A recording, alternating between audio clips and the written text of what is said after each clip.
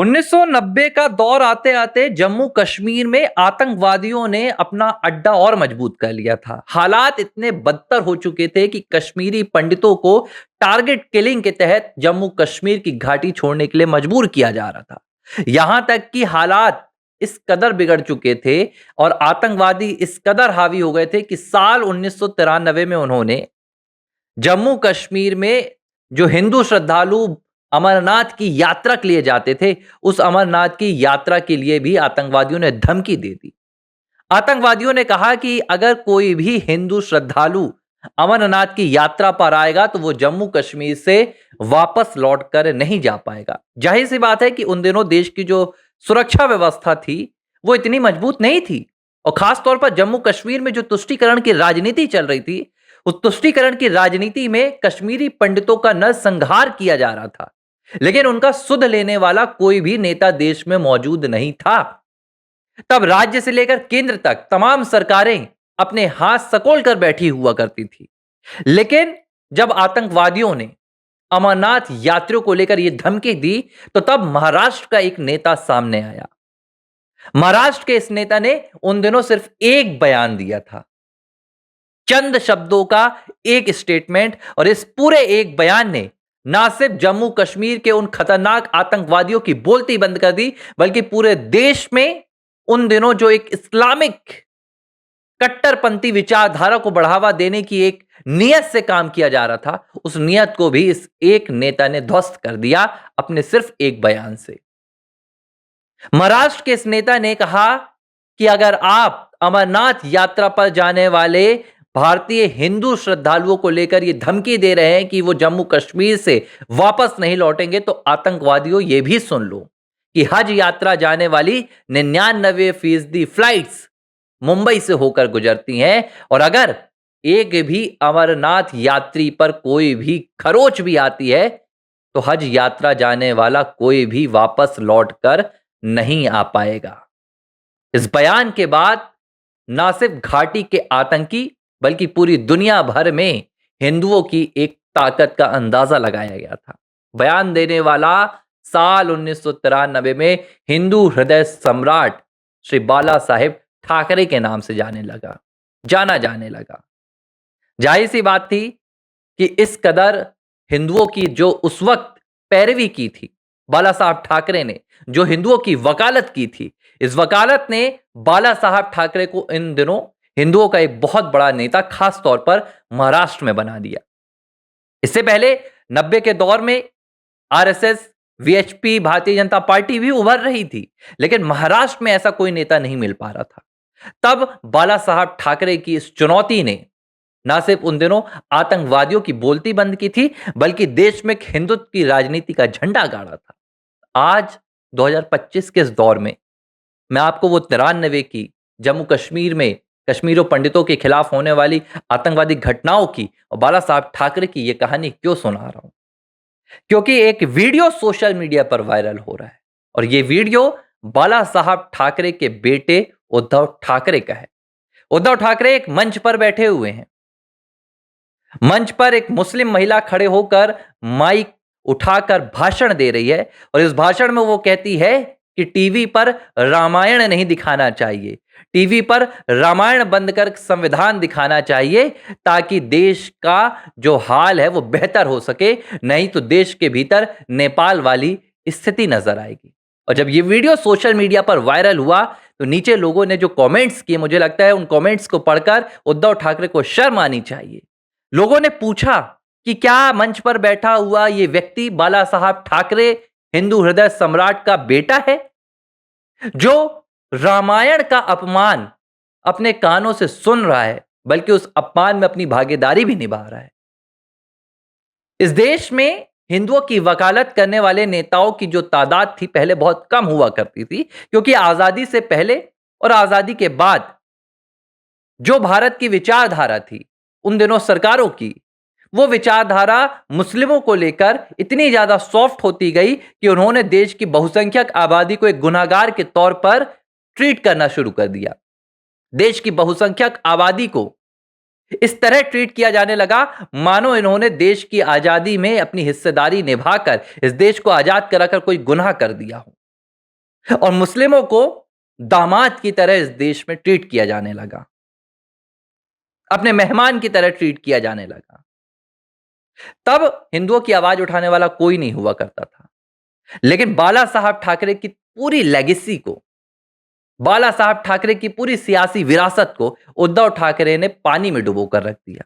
साल 2019 में इसकी शुरुआत हुई, जब उद्धव ठाकरे को सत्ता का लालच सिर पर चढ़कर बोलने लगा।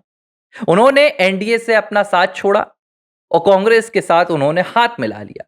उद्धव ठाकरे मुख्यमंत्री तो बन गए, लेकिन इस एक फैसले ने उद्धव ठाकरे के, बाला साहब ठाकरे की, उनकी कमाई गई तमाम इज्जत पर पानी फेरने वाला काम कर दिया। आज उद्धव ठाकरे हिंदू विरोधी नेताओं का नेतृत्व करते नजर आते हैं। ये वही उद्धव ठाकरे हैं जिन्होंने राम मंदिर प्राण प्रतिष्ठा का बहिष्कार किया था, और बाला साहब ठाकरे वो थे जिन्होंने खुलकर बाबरी विध्वंस और राम मंदिर की वकालत की थी।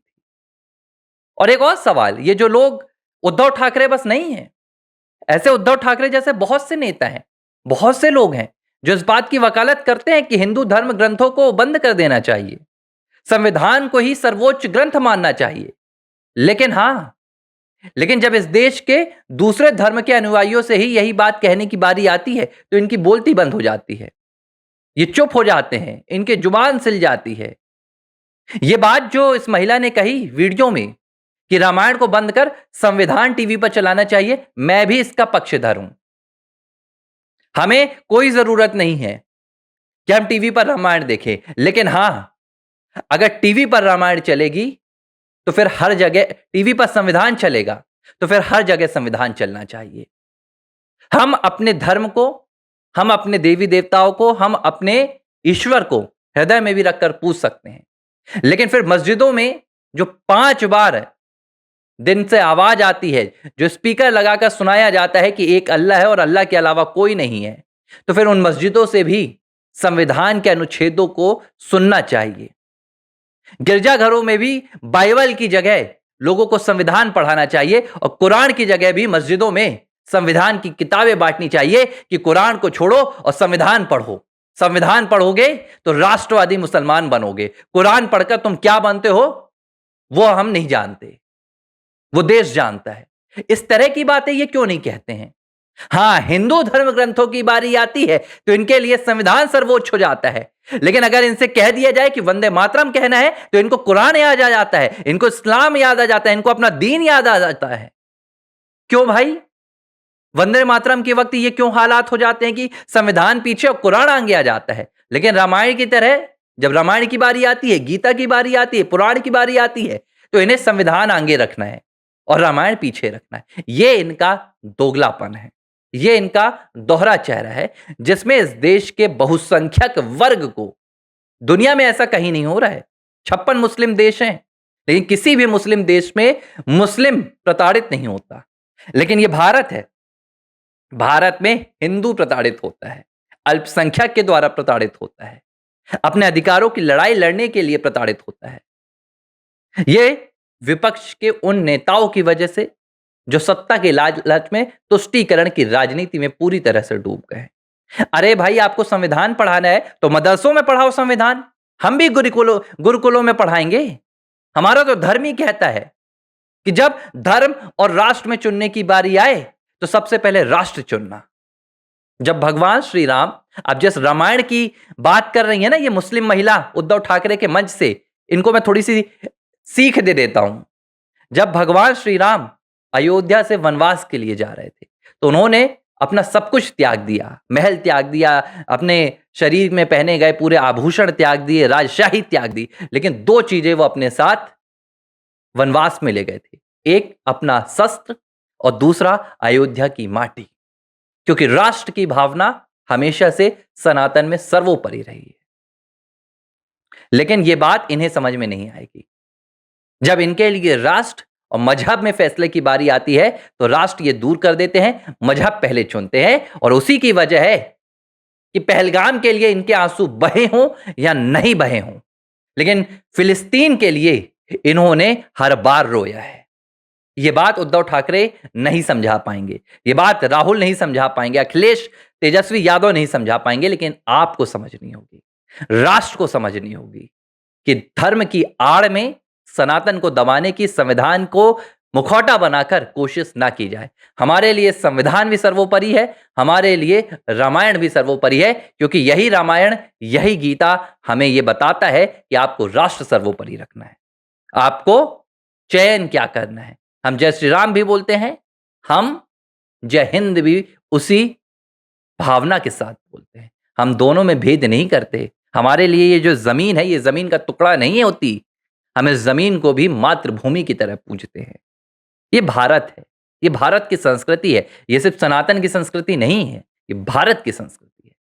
बहरहाल, आर फॉर राष्ट्र इसी तरह के मुद्दों के लिए है।